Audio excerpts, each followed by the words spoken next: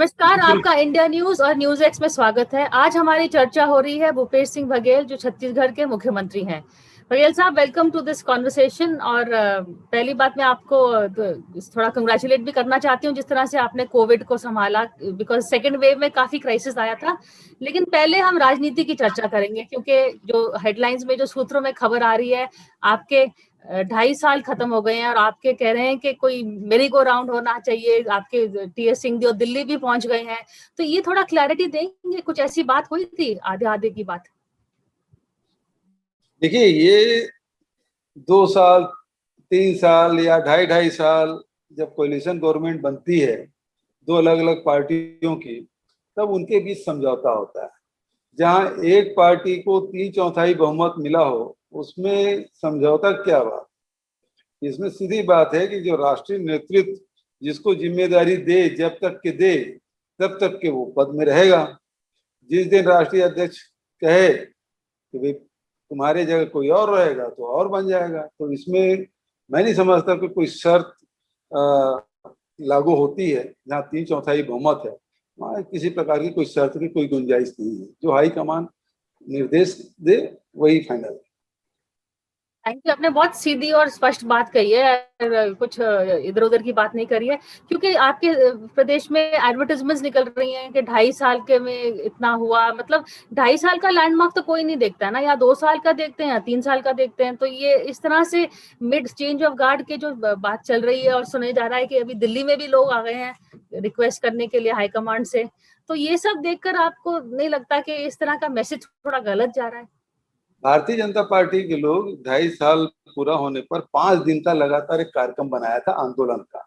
और उन्होंने सवाल पूछा। आंदोलन तो खैर फ्लॉप होना था और हुआ भी, लेकिन सवाल कुछ पूछ रहे थे कि 2.5 साल में आपने ये नहीं किया, 2.5 साल में वो नहीं किया। तो वो सारे हमारे लोगों ने उसका जवाब दिया। भारतीय जनता पार्टी के लोगों को तुलनात्मक रूप से उसको जवाब दिया कि आपके कार्यकाल में इतना हुआ 15 साल में, और 2.5 साल में हमारा इतना हुआ।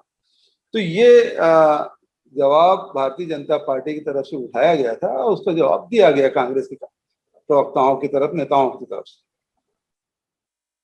एक चीज लेकिन हो रही है कांग्रेस में, जो प्रॉब्लम आ रही है हर स्टेट में देखा जाए तो बिल्कुल अंदरूनी लड़ाई हो जा रही है। पंजाब का मामला चल ही रहा है, दिल्ली में अभी आपके मुख्यमंत्री भी दिल्ली आ गए आज। छत्तीसगढ़ में भी चल रहा है, राजस्थान में भी चल रहा है, मध्य प्रदेश में तो पार्टी ही टूट गई थी। तो ये क्यों, ये सिर्फ कांग्रेस से ही प्रॉब्लम है, या कांग्रेस इसको कोई क्लैरिटी नहीं दी थी जब आपको चीफ मिनिस्टर बनाया था कि ये लोग इस तरह के सवाल उठा रहे हैं हर स्टेट में? मीडिया के बारे में कहा जाता है कि ये स्थायी विपक्षी होते हैं, लेकिन आजकल हिंदुस्तान में देख रहा हूं कि अभी स्थायी सत्ताधारी हो गए हैं। और सवाल सत्ता से नहीं पूछ के सवाल विपक्ष से पूछा जाता है। विपक्ष के सवाल लोग तो सामने है, इसलिए विपक्ष से पूछ रही हूँ। सवाल तो ये है कि अभी हाल ही में 4 महीने भी नहीं बीते और उत्तराखंड में मुख्यमंत्री बदल दिए। 5 साल में तीसरा मुख्यमंत्री है। कर्नाटक में येदियुरप्पा के खिलाफ हस्ताक्षर अभियान चलाए जा रहे हैं। योगी आदित्यनाथ जी 1 सप्ताह तक के दिल्ली में डेरा डाले थे। उनको गृह मंत्री के साथ अनुप्रिया पटेल के साथ बैठना पड़ा। और स्थिति ये बनी कि कभी वो उप मुख्यमंत्री के घर नहीं गए थे। साधने के लिए हाईकमान के निर्देश पर उसे उप मुख्यमंत्री के निवास में जाना पड़ा। तो उथल पुथल तो भारतीय जनता पार्टी में मची हुई है। और जहां सत्ता का केंद्र है, मीडिया की निगाह वहां होनी चाहिए। और हम लोग तो विपक्ष में उसके बारे में क्या, तो हम लोग तो आपके साथ वाले हैं, क्योंकि आप स्थायी विपक्ष के लोग होते हैं मीडिया।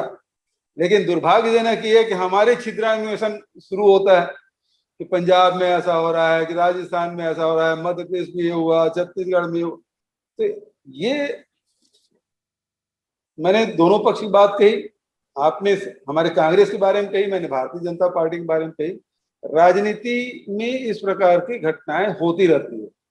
और खासकर जून जुलाई के महीने तो हर समय देखेंगे थोड़ा सा उथल पुथल वाला रहता है। जैसे मानसून की बारिश होती है तो उस समय कुछ न कुछ राजनीतिक घटनाक्रम में तेजी आ जाती है। तो ये कुछ ऐतिहासिक तथ्य हैं जो मई जून के महीने, जून जुलाई के महीने में इस प्रकार से घटनाएं होती है तो इस प्रकार से हो रहा है। लेकिन मैं समझता हूँ कि पंजाब भी, राजस्थान भी और मध्य प्रदेश भी अभी बहुत अच्छा चल रहा है। मैं समझता हूँ कि मध्य प्रदेश भी आने वाला कांग्रेस का ही होगा। लेकिन आई टेल यू प्रॉब्लम क्या है, जो आपने कहा बिल्कुल सही कहा, बीजेपी में भी ज्यादा भी हो रहा है क्योंकि 4 मुख्यमंत्री बदले गए हैं बिल्कुल 5 महीने में। ऐसा तो कांग्रेस में नहीं हुआ है, लेकिन बीजेपी जल्दी से निपट भी रही है। कांग्रेस का लंबा सा ये बिल्कुल जैसे कहते हैं ना, जो सीरियल्स आ रहे हैं हर हफ्ते नई कड़ी, वो वैसे हो रहा है। अब देखिए, चाहे आपके स्टेट का हो जाए, चाहे सिद्धू और कांग्रेस कैप्टन का हो जाए, चाहे सचिन पायलट और गहलोत का हो जाए, हर हफ्ते एक नई कड़ी आ रही है। नहीं, इन्होंने जो भी किया जल्दी हमारे से खत्म तो किया बीजेपी ने। नहीं, ये पंजाब के साथ हमको कैसे जोड़ दिया? हमारे यहाँ कुछ हुआ ही नहीं है, कोई कुछ नहीं बोल रहा है, मीडिया ही जबरदस्ती बोले जा रही है। भारतीय जनता पार्टी बोल रही है और मीडिया बोल रही है। आपके स्वास्थ्य मंत्री का स्वास्थ्य सही है मतलब आपके साथ? स्वास्थ्य मंत्री जी परसों 3 घंटा मेरे साथ बैठे थे, यही जिस जगह बैठा हूँ उसके बिल्कुल बगल में 3 घंटा बैठे रहे। तो लगातार हमारे बैठकें हो रही, चर्चाएं हो रही है। लेकिन अब मीडिया को वो उछालना है, या हो सकता है कोई डायरेक्शन मिला हो तो लगातार ये सवाल पूछे जाते हैं। लेकिन क्योंकि मीडिया में इस तरह के बयान भी आ रहे हैं कि हमें पता नहीं है, जैसे कि आपने नया प्रोग्राम बनाया था कि आप प्राइवेट एंटरप्राइज से लेंगे और अस्पताल ग्रांट्स देंगे प्राइवेट लोगों को कि वो अस्पताल ग्रामीण जगह में अस्पताल खड़ा करें। तो आपके स्वास्थ्य मंत्री कह रहे हैं कि मुझे इसका आइडिया ही नहीं है, हमारे पास पैसे ही नहीं है, तो हम प्राइवेट लोगों को क्यों ग्रांट दे रहे हैं? तो जब वो इस तरह के बयान देते हैं, कॉन्ट्रडिक्ट करते हैं, तो फिर इस तरह की अटकनें आएंगी। देखिए, जहां तक के उस सवाल की बात है, अभी कोरोना चल रहा है। कोरोना संक्रमण में पूरे देश और दुनिया जूझ रही है, और ये बात भी उतनी ही सही है कि जितना गवर्नमेंट हॉस्पिटल ने इस लड़ाई में भूमिका का निर्वहन किया, उतने ही निजी क्षेत्र के अस्पताल हैं, उनकी भी भूमिका उतनी ही सार्थक रही है। और सभी जानते हैं कि ग्रामीण क्षेत्र में स्वास्थ्य सेवाएं उतनी अच्छी नहीं है जितने कि शहरी क्षेत्रों में। तो ग्रामीण क्षेत्र की भी अर्थ मतलब स्वास्थ्य सेवाओं को मजबूती प्रदान करने के लिए, जहां ग्रामीण हमारे शासकीय हमारे जितने भी पीएससी हैं, सीएससी हैं, उसको स्ट्रेंथनिंग ताकत देने की जरूरत है। वहीं निजी क्षेत्र को भी बढ़ावा देने के लिए कुछ काम करने होंगे, उनको कुछ इंटेंसिव देना होगा, कुछ सुविधाएं देनी होगी, तब तो ग्रामीण क्षेत्र में लोग जाएंगे। तो केवल इतनी बात है। अब चूंकि मुख्यमंत्री होने के नाते जब छूट देने की बात है, तो वो बिजली विभाग में भी जाएगा, वो स्वास्थ्य विभाग में भी जाएगा, वो रेवेन्यू डिपार्टमेंट भी जाएगी क्योंकि जमीन का मामला आएगा, फिर उद्योग विभाग में भी जाएगा क्योंकि उससे भी रिलेटेड रहेगा। तो इंटर डिपार्टमेंटल तो जब कोई मामला रहता है तो मुख्यमंत्री सीएस के माध्यम से ही सब कुछ सर्कुलेट करवाते हैं, और डिपार्टमेंट से जो अभिमत आता है फिर उसको फिर कंपाइल करके कैबिनेट में पेशी के रूप में लाया जाता है। और कैबिनेट में फिर सारे मंत्री रहते हैं, सारे जो संबंधित सचिव रहते हैं वो उपस्थित रह के फिर चर्चा करते हैं, और जो अंतिम फैसला कैबिनेट का होता है उसे अंतिम माना जाता है। लेकिन पता नहीं मीडिया किस प्रकार से इसको हवा दे रही, समझ नहीं आ रहा। अच्छा, एक और राजनीतिक सवाल है, उसके बाद हम आगे जाएंगे। ये जो आपने अभी हाल में शरद पवार वगैरह ने कोई मीटिंग करी थी ऑपोजिशन लीडर्स की, उसमें कांग्रेस मौजूद नहीं थी। जहां भी जाती हूँ ये सबको दुखी है सरकार से, कह रहे हैं कि मोदी सरकार से किसी ना किसी के पास ये प्रॉब्लम वो प्रॉब्लम है, लेकिन जिनको प्रॉब्लम है वो कहते हैं कि ऑपोजिशन में कोई फेस नहीं है। राहुल गांधी और प्राइम मिनिस्टर मोदी की लड़ाई बिल्कुल टकराव बिल्कुल नहीं होता है, बिकॉज उसमें मोदी को अपर हैंड मिलता है। तो इसमें कांग्रेस अपना रोल नहीं कर रही है मेन ऑपोजिशन पार्टी में, और बाकी ऑपोजिशन पार्टीज भी आपको रूल आउट कर रही हैं। तो इसमें आप क्या कर सकते हैं? देखिए, पहले भारतीय जनता पार्टी और मीडिया राहुल गांधी को बहुत हल्के में ले रहे, लेकिन राहुल गांधी जी अपने स्टैंड पे हमेशा फर्म रहे और उससे वो डिगे भी नहीं, चाहे वो राफेल का मामला हो चाहे अन्य मुद्दे पे देखें आप। अभी जब से कोरोना हुआ और उसके बाद पिछले साल फरवरी महीने में उन्होंने ताकीद कर दी थी कि इसको हल्के में नहीं लेना चाहिए। फिर उसके बाद उन्होंने कहा कि अर्थव्यवस्था को ये स्थिति में लॉकडाउन के चलते पूरे अर्थव्यवस्था चौपट हो जाएगी। और जब सारे लोगों ने देखा कि राहुल गांधी जो कह रहे हैं, पहले से बोल रहे हैं, बता रहे हैं, सरकार को सूचना दे रहे हैं, उसके बाद भी सरकार नहीं मान रही और राहुल गांधी जी बोल रहे हैं सही कर रहे हैं। और अभी भी इस समय जो सेकंड स्टेन है, उस समय भी राहुल गांधी जी जो बातें कही, अब लोग गंभीरता से ले रहे हैं। और राफेल के बारे में क्या हो रहा है, फ्रांस की गवर्नमेंट एक जज के अध्यक्षता में उसकी जांच करा रही है। तो राहुल गांधी जी आज से 3 साल पहले जो बात कह रहे थे आज सही साबित हो रही है। हिंदुस्तान में भले जांच ना हो लेकिन फ्रांस में जांच तो हो रही है। तो राहुल गांधी को अब लोग भी गंभीरता से ले रहे हैं और मीडिया भी। मैं समझता हूँ रोज किसी हर टीवी में उसके नाम से पट्टी तो चलता ही है, उसके ट्विटर पे चर्चाएं होती है। अब वो राहुल गांधी कोई हल्के में नहीं ले रहा है। लेकिन जहां तक शरद पवार के बारे में जो बात कहे, बहुत सुलझे हुए राजनेता है, बहुत लंबा उनका अनुभव है। और यदि वो विपक्षी दलों को एकजुट करने की कोशिश कर रहे हैं तो बहुत अच्छी बात है। अंत में जब लड़ाई भारतीय जनता पार्टी के साथ जब लड़नी होगी सारे विपक्षी दलों को, तो निश्चित रूप से फिर कांग्रेस की उसमें भूमिका रहेगी और तब फिर सारे लोग एक साथ इकट्ठा होकर वो लड़ाई लड़ी जाएगी। और 2024 निश्चित रूप से मोदी जी के जाने का समय होगा और विपक्षी दल के लोगों का आने का समय होगा। ये भी बात चल रही है कि विपक्षी दल से कोई एक चेहरा नहीं आए, क्योंकि जो एक चेहरा, चाहे राहुल हो, चाहे पवार, चाहे ममता, कोई भी चेहरा हो, वो मोदी के टकराव में बिल्कुल नहीं टक्कर दे सकता। तो कह रहे हैं कि एक 3 या 4 चेहरों का ग्रुप बना जाए, मैसेज सबका एक ही होगा, चाहे सेक्युलर वैल्यूज वगैरह का मैसेज होगा, लेकिन चेहरे 3-4 होंगे। पर उसमें भी राहुल का नाम नहीं आ रहा है, ममता का नाम आ रहा है, स्टालिन का आ रहा है, अरविंद केजरीवाल का आ रहा है। 3-4 चेहरे में भी कांग्रेस का नाम नहीं आ रहा है। अब राष्ट्रीय स्तर पे सारे नेताओं के आपस में चर्चा होगी और उसके बारे में मैं समझता हूँ उस मामले में बहुत जूनियर अपने आप को मानता हूँ। तो क्या होगा क्या नहीं होगा इसके बारे में मैं सलाह देने की स्थिति में नहीं हूँ। आप अपने आप को हल्के में नहीं लीजिए। आपका तो दिर्जा अहमद पटेल के गैप में कह रहे हैं कि आप बनेंगे अगला अहमद पटेल कांग्रेस में। अरे अहमद पटेल बहुत बड़े कद के नेता थे, अब तो नहीं रहे। उनका स्नेह हम लोगों को बहुत मिला, लेकिन बहुत बड़े कद के नेता थे, उसका कोई मुकाबला हम लोग नहीं कर सकते। उनसे सीखते जरूर थे कि किस मुद्दे को कैसे हैंडल किया जाए। एक कांग्रेस के ट्रबल शूटर के रूप में हम लोग देखते थे, कोई भी कांग्रेस में कोई प्रॉब्लम कोई समस्या आती थी तो मैडम, बड़ा विश्वास उनको अर्जित था और मैडम के हर मतलब समस्याओं को सुलझाने में उनकी बड़ी अहम भूमिका रहती थी। तो जहाँ तक कि अब जो बातें हैं राजनीतिक रूप से जो निर्णय हाईकमान लेंगे, विपक्षी दल के नेता लोग लेंगे, मैं समझता हूँ अभी तो शुरुआती बैठक है और अभी से कोई फोरकास्ट करना उचित नहीं होगा। समय के साथ साथ नेतृत्व भी उभरेगा और स्वीकार्यता भी बनती जाएगी और मैं समझता हूँ कि 2023 बीतते बीतते वो सारी स्थिति स्पष्ट हो जाएगी।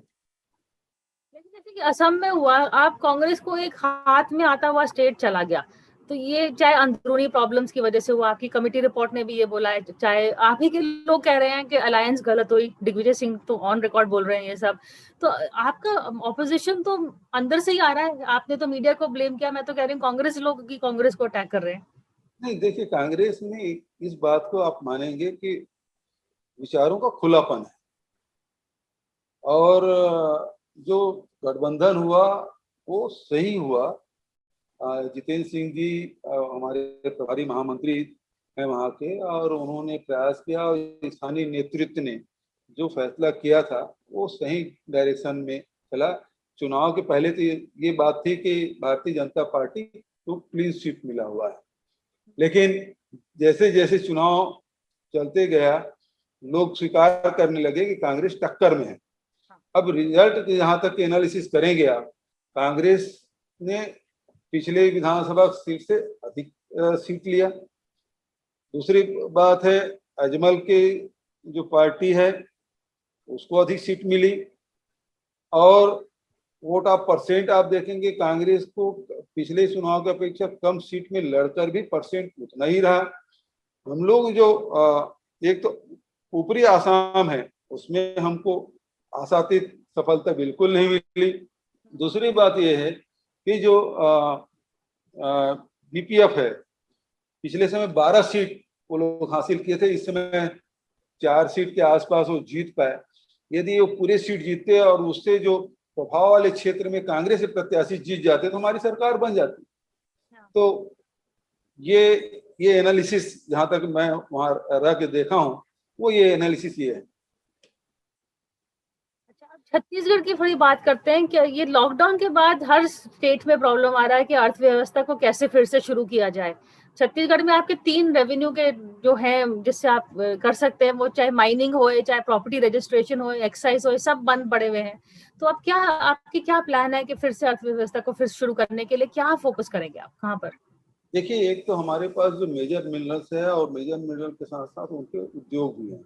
हमारे पास स्टील है, हमारे पास सीमेंट है, हमारे पास कोल और कोल से पावर और एल्युमिनियम, ये सारे हमारे पास हैं। और लॉकडाउन के बाद भी हम लोगों ने न खदान बंद होने दिया, न ही प्लांट को बंद होने दिया। भारत सरकार ने जरूर जब कहा 100% ऑक्सीजन हर स्टील प्लांट का कोविड के निपटने में लगेगा, तो उस समय जरूर हमारे स्टील प्लांट कुछ बंद हुए थे।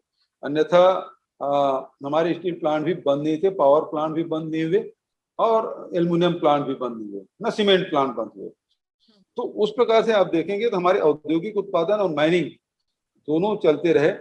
ये बात सही है कि लॉकडाउन के कारण से हमारी जो व्यापारिक गतिविधि है उसमें जरूर कमी आई, लेकिन इसी दौरान में आपने देखा होगा कि हमने 21 लाख परिवारों को मनरेगा कर, एक तरफ लॉकडाउन के कारण से अर्थव्यवस्था निश्चित रूप से देश के प्रदेश का प्रभावित हुआ है, इसे कोई इंकार नहीं कर सकता, लेकिन हम घरेलू अर्थव्यवस्था को घर के हमने बिगड़ने नहीं दिया।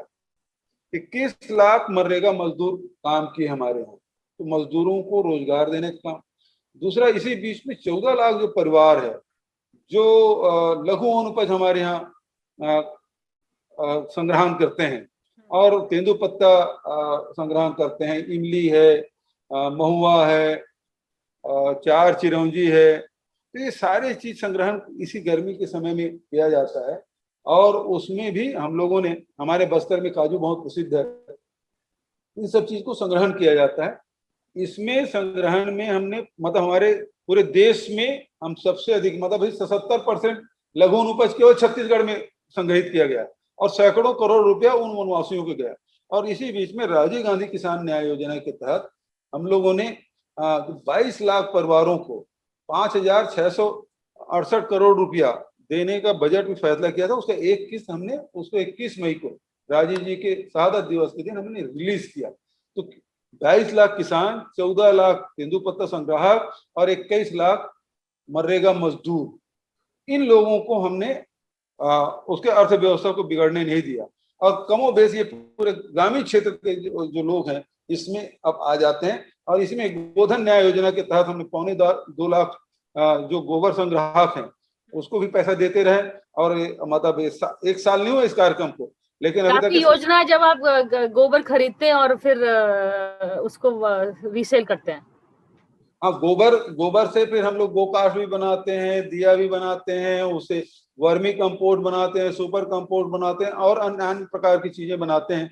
और अभी तक के मतलब 97 करोड़ रुपए का भुगतान गोबर का हमने किया है। और उसके बाद जो उससे उत्पादित जो वस्तुएं हैं सरकार खरीद रही, वर्मी कंपोस्ट खरीदे, उसका 28 करोड़ रुपए उसका लाभांश हमने स्वयं सहायता समूह की जो महिलाएं हैं उसको हमने अभी वितरित किया है। तो ये राशि हम देने की कोशिश किया है। और अभी जो हमने प्रोग्राम अब जो बनाए हैं करीब 15 लाख जो हमारे जो भूमिहीन श्रमिक हैं उनको भी हम लोग मतलब राजीव गांधी भूमिहीन श्रमिक न्याय योजना हम लोग लॉन्च किए हैं। और अगले कैबिनेट में वो राशि भी तय करेंगे। हमारा सेशन भी आ रहा है, उसमें भी इसको रखेंगे, विधानसभा सत्र है उसमें रखेंगे। लेकिन हर वर्ग के लोगों को कैसे डायरेक्ट उसको फायदा पहुंचाया जा सके, ये काम हमने किया है। और इसी बीच में अभी 10,000 करोड़ के पूरे प्रदेश में सड़कों के लिए भूमि पूजन हुआ है और टेंडर की प्रक्रिया लगातार चल रहा है। ये अभी नया वेरिएंट जो आ रहा है उसकी आपको चिंता है? क्योंकि अभी आपके यहाँ तो नहीं पहुंचा, लेकिन मध्य प्रदेश में भी दिख रहा है ये कोविड का जो न्यू वेरिएंट डेल्टा का है, महाराष्ट्र में भी आ गया है। तो थर्ड वेव के लिए आपने क्या आप चिंतित हैं? वैक्सीनेशन आपकी 1 करोड़ हो गई है, मैंने पढ़ा था अखबार में अभी। जी आगे क्या आप? नहीं, थर्ड वेव के लिए हम लोगों ने तैयारी कर रखी है। हमारे अधिकारियों की लगातार बैठक हो रही है, डॉक्टरों की भी बैठक हो रही है। और उसके साथ साथ कैसे एक तरफ ऑक्सीजन बेड बढ़ाने की बात है, आईसीयू बेड बढ़ाने की बात है, और बच्चों के लिए विशेष शिशु वेंटिलेटर हर हमारे जिला स्तर पर अस्पतालों में, सीएससी में इसकी स्थापना हो और इसके लिए डायरेक्शन दे दिए गए हैं। चाहे उपकरण की खरीदी की बात हो, चाहे स्टाफ के भर्ती की प्रक्रिया हो, चाहे विशेषज्ञों के, चिकित्सा विशेषज्ञों की भर्ती के भी निर्देश जारी कर दिए गए हैं, ताकि आने वाले समय यदि थर्ड स्ट्रेन आता है और बच्चों पे आता है तो उसकी तैयारी हमारी होनी चाहिए। और इसके लिए जहाँ ऑक्सीजन कंसंट्रेटर वगैरह जो पहुंचाना है तो वहीं हॉस्पिटल में ही हो। और आपको मालूम ही होगा कि हमारी सरकार ने छत्तीसगढ़ में जितने हमको ऑक्सीजन की जरूरत थी, उसके अलावा 10 राज्यों में भी हम लोग हमने ऑक्सीजन पहुंचाने में हमको सफलता मिली। तो चाहे वो मध्य प्रदेश हो, चाहे महाराष्ट्र हो, चाहे अन्य प्रदेश, लगभग 10 प्रदेशों को हमने 17,526 मीट्रिक टन ऑक्सीजन हमने पूरे देश के 10 राज्यों को पहुंचाया। तो अपने राज्य के साथ साथ 10 राज्यों को भी हमने ऑक्सीजन देने की कोशिश की। तो लगातार हमारी कोशिश है कि इसका कैसे लाभ दिया जा सके और तीसरी लहर की तैयारी किस प्रकार से करें, उसकी लगातार मॉनिटरिंग हो रही है विभागीय और उसके बाद विशेषज्ञों के, अधिकारियों की। स्टेट की बात हुई, फिर से मैं थोड़ा सेंटर की बात करना चाहती हूँ आपसे। तो आपको जो अभी हमको बिगेस्ट क्राइसिस क्या लग रहा है आपको, देश को? अर्थव्यवस्था का है या चाइना का है या फॉरेन रिलेशंस में हम एक छोटा सा राज्य नेपाल भी हमको आंखें दिखा रहा है, तो कहीं ना कहीं मतलब जहां देखे प्रॉब्लम तो हो रहा है। तो आपको अगर आप प्रधानमंत्री को एडवाइस दें तो क्या फर्स्ट फोकस, क्या उनकी प्रायोरिटी होनी चाहिए? प्रधानमंत्री जी को मैं क्या एडवाइस दूंगा? उनके सामने कोई बोल सकते हैं क्या? ना कोई अधिकारी बोल सकता है, ना उनके मंत्रिमंडल के लोग बोल सकते हैं। यदि विपक्ष तो बोलते बोल हो सकता है, विपक्ष तो बोल सकता है। हाँ, मतलब ये है कि ये नेहरू जी से सवाल पूछ सकते हैं, लेकिन वर्तमान प्रधानमंत्री से कोई सवाल नहीं पूछ सकता। सवाल पूछना अपराध है। आप यदि भारतीय जनता पार्टी के खिलाफ यदि मतलब उससे सवाल पूछेंगे तो आप धर्मद्रोही हो जाएंगे। प्रधानमंत्री से आप कोई सवाल पूछेंगे तो राष्ट्रद्रोही हो जाएंगे। तो इसलिए सवाल पूछना मैं नहीं समझता उचित है, क्योंकि ये लोग बुरा मान जाते हैं। लेकिन सलाह जहां तक की बात है, सलाह मांगे तो निश्चित रूप से जब भी वर्चुअल हमारी मीटिंग हुई हमने सलाह दी है। जैसे हमने कहा था कि ये जितने भी हमारे कोरोना में जितने भी उपकरण लग रहे हैं उसमें जीएसटी कम होना चाहिए। सबसे पहले मैंने मामला उठाया था और मैडम से भी मैंने आग्रह किया था। फिर मैडम ने प्रधानमंत्री पत्र भी लिखा था, 5% हो गया, जो 12% और 18%, वो सलाह तो उन्होंने मानी। दूसरी बात हमने कहा था भाई कि ये जो वैक्सीन है, वैक्सीन खरीदने का काम आप ही कर रहे हैं, तो और तो फिर अब हमको चलाने के लिए कह रहे हैं। तो जो 2 कंपनियां बना रही वो आप ही के डायरेक्शन में सप्लाई करते हैं, हमसे कैसे होगा? और फिर कुछ राज्यों ने फिर ग्लोबल टेंडर किया था, जिसमें सबसे पहले उत्तर प्रदेश और दूसरे राज्य आए। उस ग्लोबल टेंडर का क्या हुआ, थोड़ा उन राज्यों को पूछिएगा उस ग्लोबल टेंडर का क्या हुआ। आज तक के उसके बारे में कुछ पता होता नहीं है, केवल आईवाज था लोग को गुमराह करने के लिए। लेकिन अंत में भारत सरकार को फैसला करना पड़ा कि वैक्सीन हमको ही पूर्ति करना है। हमने उन्होंने कहा कि पैसा आप लगाइए, हमने कहा लगा देते हैं, लेकिन हमको वैक्सीन तो दो। वैक्सीन की फिर वैसी स्थिति हो गई, हमें 1 करोड़ वैक्सीनेशन तो कर दिए, दोनों डोज मिला के 84 लाख फर्स्ट डोज का है, 17 लाख सेकंड डोज का। लेकिन अब फिर वहीं खड़े हो गए, अब वैक्सीन है ही नहीं, वैक्सीन ड्राइव खत्म। तो भारत सरकार न खुद चला पा रही है, न दूसरे चलाने दे रही है, न विदेश से ला रहे हैं, न देश में उत्पादन बढ़ा रहे हैं। आखिर स्थिति क्या है? ये मुझे आपसे क्लैरिटी लेनी थी, क्योंकि जब प्रधानमंत्री ने पहली बारी जब आए सेकेंड वेव के बाद में, जब जून में उन्होंने देश के नाम भाषण दिया, संबोधित किया, उन्होंने कहा था कि मैं क्या करता, स्टेट्स ने मुझे कहा था कि वैक्सीनेशन वो खुद लाएंगे, तो मैंने कहा चलो आप प्रोक्योर करिए। फिर वो नहीं कर पाए तो अब मुझे आना पड़ा, बचाना पड़ा सबको। तो ये इसके बारे में आपने कब बोला था? बिकॉज मुझे जैसे मेरी जानकारी है तो आपने मई में शायद बोला होगा कि स्टेट्स को देना चाहिए। अब ऐसा है कि मैं कह नहीं सकता कि प्रधानमंत्री जी झूठ बोल रहे हैं, आप अपनी साइड पे बताइए। लेकिन वर्चुअल मीटिंग हुई थी तब भी हमने यही कहा था कि ये वैक्सीन, क्योंकि हम विदेश से ला भी नहीं सकते और आप ही का कंट्रोल में सब कुछ, तो वैक्सीन देने का काम आपका है। हम लोग केवल उसको वैक्सीनेशन करने का काम, अभियान चलाने का काम टीका लगाने का काम हम लोग कर सकते हैं, वो काम कराइए। लेकिन उन्होंने कहा कि नहीं, राज्य सरकारें खरीदे, और उसमें फिर उन्होंने ही क्राइटेरिया तय किया कि 50% भारत सरकार को देगा ये दोनों कंपनियां, फिर 25% प्राइवेट सेक्टर का, और 25% है वो राज्यों को जाएगा। तो हमको हमारे हिस्से 25%, और आता कितना था, कभी 1.5 लाख, तो कभी 2 लाख, कभी 85,000, तो कभी 3 लाख, ऐसे वैक्सीन आने शुरू हो गए। प्रधानमंत्री ने कह दिए कि 18 से 44 साल के लोगों को 1 मई से वैक्सीनेशन मतलब टीकाकरण किया जाएगा, और उन्होंने पूरे देश को आह्वान किया कि टीका उत्सव मनाया जाए। और देश तो देश छोड़िए, भारतीय जनता पार्टी के लोगों तक टीका उत्सव नहीं मनाया। दूसरी बात कि उन्होंने कहा कि मैंने उसी समय कहा कि ये जो व्यवस्था आप कर रहे हैं वो गलत है। 100% वैक्सीन आप लें, पैसा भी आप दें, और चलाने का हमको दे दे, जनसंख्या का अनुपात में हमको दे दे, हम लोग ड्राइव करेंगे। ये कब कहा आपने उनको? जी, ये कब कहा था आपने उनको? ये वर्चुअल मीटिंग की बात है, रिकॉर्ड है ये। अब वो डेट मुझे याद नहीं है, लेकिन प्रधानमंत्री जब मीटिंग रखे तो तब भी ये बात हमने कही थी। जीएसटी के मामले में, वैक्सीनेशन ड्राइव के मामले में, जिस प्रकार से आप 18 से 44 से 45 से 60 साल के लोगों को वैक्सीन कर रहे हैं, फ्रंट लाइन और हेल्थ वर्कर कर रहे हैं, उसी प्रकार से इसका भी करें। और 18 साल वाले मांग सबसे पहले मैंने किया था कि 18 साल के लोगों को वैक्सीनेशन होना चाहिए, क्योंकि यही सबसे ज्यादा मूवमेंट करते हैं। बच्चे तो, बुजुर्ग लोग तो घर में ही रह लेते हैं, लेकिन सबसे ज्यादा यही लोग काम भी करने वाले और घूमने फिरने वाले लोग, तो ये घर से ज्यादा निकलते ये नौजवान लोग, तो इसका वैक्सीनेशन होना जरूरी है। ये बात भी सबसे पहले मैंने उठाया था, तो ये बात हमने प्रधानमंत्री के सामने रखा। लेकिन अब सवाल इस बात का है कि उसके कुछ ही नहीं था, जब पूरे देश में टीका ही नहीं था, और उन्होंने 1 मई को पूरा देश राष्ट्रीय स्तर पर वैक्सीन मतलब वैक्सीनेशन किया जाएगा, ये उन्होंने कहा, और हुआ कुछ नहीं, बड़ी भतपीटी। बघेल साहब, बस लास्ट में एक आखिरी सवाल आपसे करना चाहती हूँ। ये सवाल है कि कांग्रेस को लेकर फिर से कांग्रेस में हो क्या रहा है? We don't have a president, आपके पास एक्टिंग प्रेसिडेंट है, आपका लीडर रेडी है, वेटिंग है, लेकिन वो चार्ज नहीं ले रहा है। तो ये रिलक्टेंस 2004 से चल रही है, अब तो खत्म करनी चाहिए राहुल गांधी को और चार्ज देना चाहिए। 2004 नहीं मैडम, 2014 में तो वो आए थे, तब से रिलक्टेंटली आए थे, तो अब तो खत्म होना चाहिए।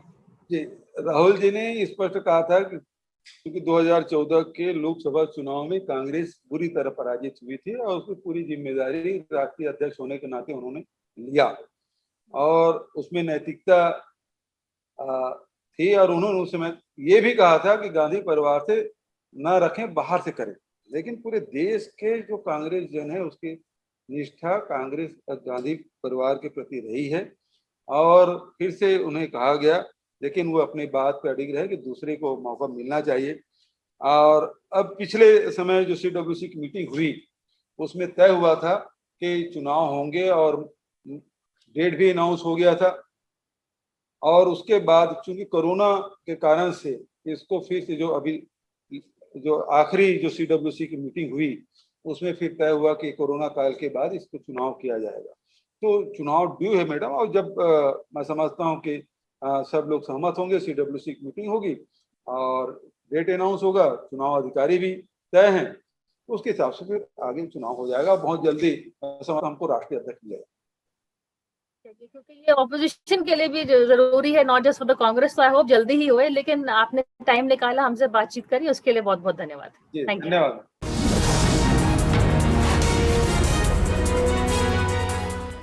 For more such videos, subscribe to the NewsX YouTube channel, hit the bell icon.